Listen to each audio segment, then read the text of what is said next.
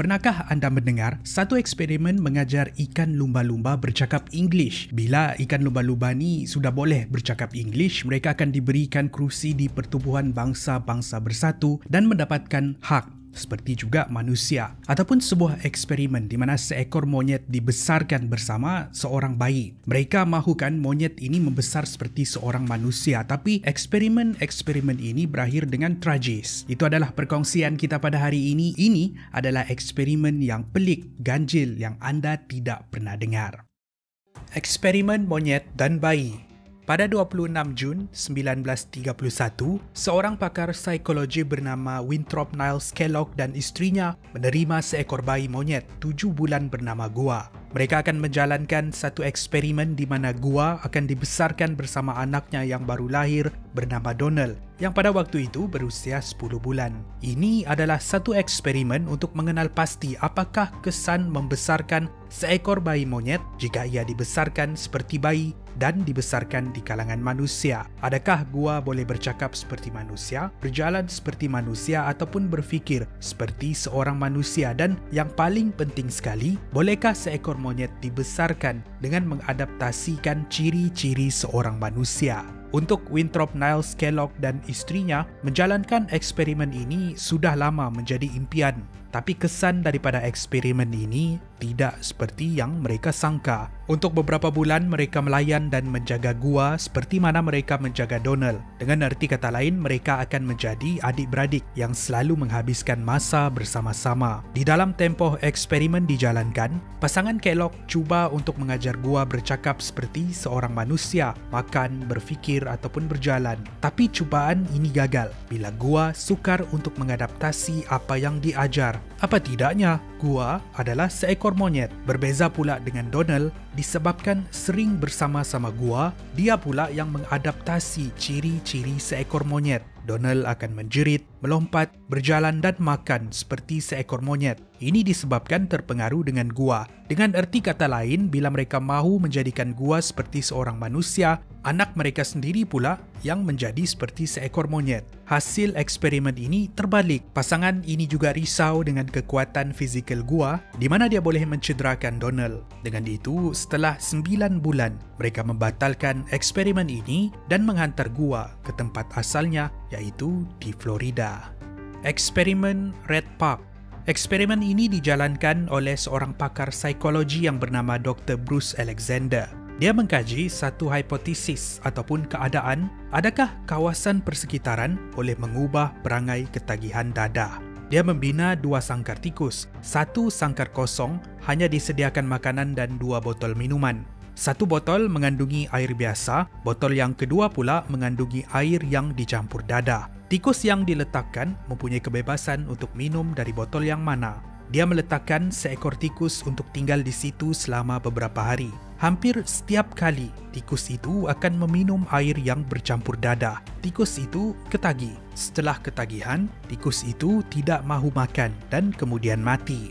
Sangkar yang kedua pula dipenuhi oleh banyak ekor tikus. Di sangkar ini disediakan tempat bermain, tempat mereka bersosial dan ruangan yang luas untuk mereka mundar-mandir. Seperti juga di sangkar pertama tadi, ada diletakkan makanan dan 2 botol minuman. Satu mengandungi air biasa dan satu lagi air yang bercampur dadah. Mereka mendapati berbeza dengan sangkar pertama tadi, tikus-tikus di sangkar kedua ini tidak memilih untuk minum dari botol yang mengandungi dadah. Mereka memilih untuk meminum air biasa hampir pada setiap masa. Mereka mendapati yang keadaan sekeliling tikus di sangkar kedua ini mempengaruhi keputusan mereka untuk minum dari air yang mana. Kewujudan tikus lain untuk mereka bersosial dan keadaan sekeliling sangkar yang jauh lebih baik dari sangkar pertama tadi membuatkan mereka memilih untuk minum air yang biasa. Hasil keputusan ini berbeza dengan tikus yang diletakkan di dalam sangkar kosong di mana tanpa kewujudan tikus lain,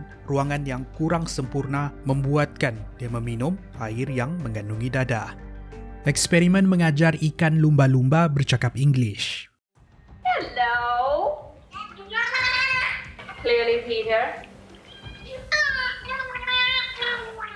Tahukah anda, sekitar tahun 1963 dahulu, NASA ada memulakan satu eksperimen ganjil untuk mengajar ikan lumba-lumba bercakap. Ikan lumba-lumba ini bernama Peter, Pamela dan Sissy. Ada beberapa spesies binatang yang bijak seperti monyet, sotong gurita, gajah, burung gagak dan ikan lumba-lumba. Spesies binatang ini boleh mengenal, memahami, mengingati, membuat keputusan dan berkomunikasi lebih baik dari spesies binatang yang lain. Hipotesis mereka menyangka yang pada waktu itu lebih besar otak seekor binatang itu bermaksud mereka lebih bijak dari binatang yang lain.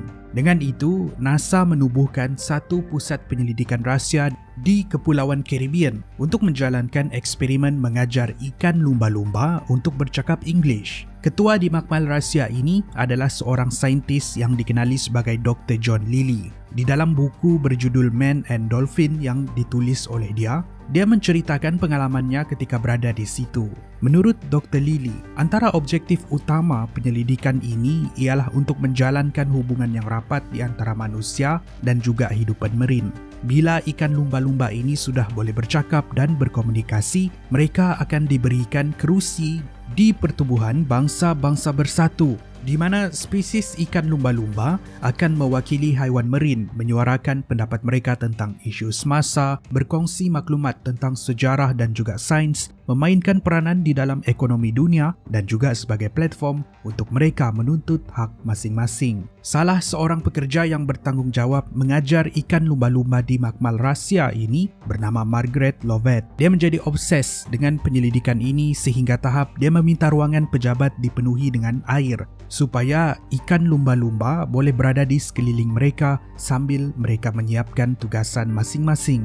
3 tahun kemudian, pada tahun 1966, kerajaan tidak lagi berminat untuk mengajar ikan lumba-lumba bercakap. Uji kaji yang sedang berlangsung diberhentikan dan makmal rahsia itu ditutup. Ikan lumba-lumba tadi dipindahkan ke sebuah tangki di New York. Ketika berada di sana, salah seekor ikan lumba-lumba yang bernama Peter telah tertekan dan terkejut. Dia telah membunuh diri. Macam mana ikan lumba-lumba membunuh diri? Dengan tidak bernafas di dalam air. Seperti kisah dalam filem Aquaman, satu eksperimen yang berakhir dengan tragik. Eksperimen pelik terakhir kita pada hari ini ialah The Experiment Three Cries of Ypsilanti. Pada tahun 1959, seorang pakar psikologi bernama Milton Rockich memanggil 3 orang pesakit mental yang mempunyai masalah delusi yang sangat kronik, di mana mereka masing-masing mengaku diri mereka sebagai Jesus Christ. Mereka dipanggil ke sebuah hospital sakit jiwa di daerah Ypsilanti, Amerika Syarikat. Ketiga-tiga bilik mereka akan diletakkan bersebelahan, di mana mereka akan hidup bersama-sama untuk 2 tahun. Rockich kemudian akan memantau dan cuba mencari kaedah mengubati sakit mental ini. Maka ketiga-tiga lelaki ini pun berdebat hampir setiap masa siapa Jesus Christ yang sebenarnya. Sehinggalah ada beberapa kali berlaku pergaduhan di antara mereka. Mereka menuduh sesama sendiri sebagai gila ataupun dikawal oleh mesin.